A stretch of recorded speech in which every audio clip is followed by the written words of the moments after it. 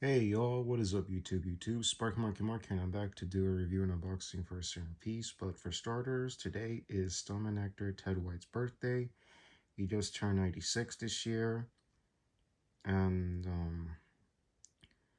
if I already told you the story about the history about his life last year, so yeah, it's not the details. If you're interested in purchasing an autograph on any of his projects, say Friday the 13th, StuntMan, John Rio Bravo, the hockey mask he wore in the film, I believe is a direct mold from the original. Yep, it was made close to the original. It was $80 though. Now it's $130. Whoa. And here's a poster made by his son for the 30th anniversary. And this is a 18 by 24 to be exact. So wow. That's a great one. Here's a picture of him with Sam Elliott. I already said StuntMan. He played Deer Hunter in that movie. Here's a mugshot of him in his younger years, and here's a how do you want it signed right here. Here's a book by Larry K. Meredith. Should be included. Wow. And more Friday the 13 autographs, including this is a behind the scenes, and I believe that's a blooper autograph. I could be wrong. Here's Ted in makeup, and here's a scene from Rio Bravo, if I'm not mistaken, and here's a quad poster of the final chapter. And here's the scene where the Trish Jarvis character and the Jason fighting each other. And here's the autograph that I got from last year of playing one of the apes in Planet of the Apes 1968. He did the stunts for the film, but he was uncredited. So yeah, enough chit-chat about this. So happy birthday, Ted White. Wish you the best. Now next up, unboxing. Well, y'all, here it is. Here is the piece that I'm about to show you. So it is said here, but also here it is, module 3247. Like all the Jasons, only from the 2010s. Here in your typical box, you got your typical tin, but this is not the black. This is like a metallic black or silver, whatever you call it.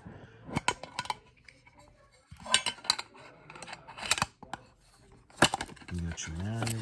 I'm gonna get a separate warranty card pretty soon, but here it is. And here's the piece that we're about to look at.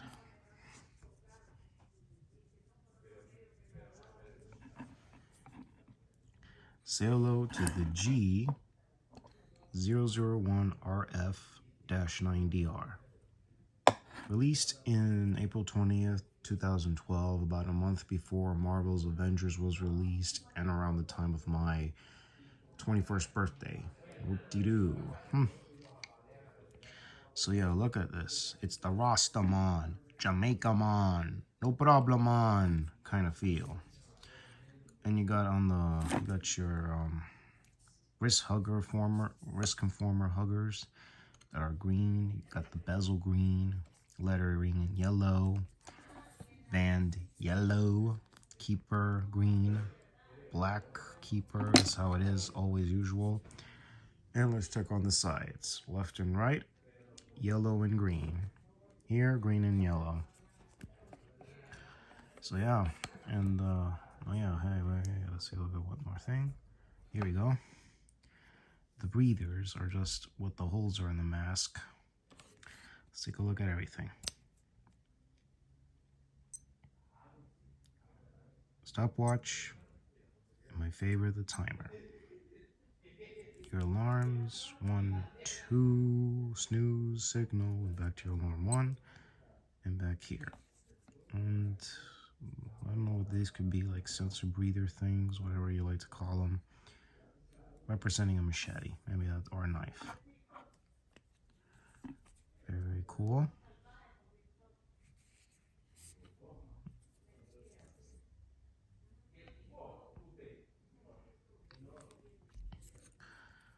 So tell me something. How do you like this piece so far? This is by far one of the best pieces ever that existence of today. And including they have done hypercolors, fruity colors. The other ones were cooler. There's a black and gold version, but kind of very pricey nowadays. These are like made of plastic, tough knicksacks. If you heard me say this story, this was back in the 90s of 1994 in November when G-Shock DW001 aka the Jason, and that it was a concept prototype made by Casio for the hell of it. And one day a Japanese music store, I might have told you this story or not, he was walking by the offices of Casio, saw the watch, and said, release it. And it was released in November of 94. We've been getting variation colors ever since. Got discontinued in 05 or so, or 04, whichever year it was. And then suddenly in 2010, rapper Kanye West revived the Jason. And instead of, and the original one you already know, I mentioned it was a prototype. It had thermal data and micro light technology, micro light, backlight micro, because it had like a light bulb in the backlight. So yeah, so here it is. And we got this in 2010. This was released in 2012 actually, but the other one in 2010s, 2011, 12s. We've been getting those with electroluminescent backlight I show at the end of this video. So enough chit chat. Let's play the music.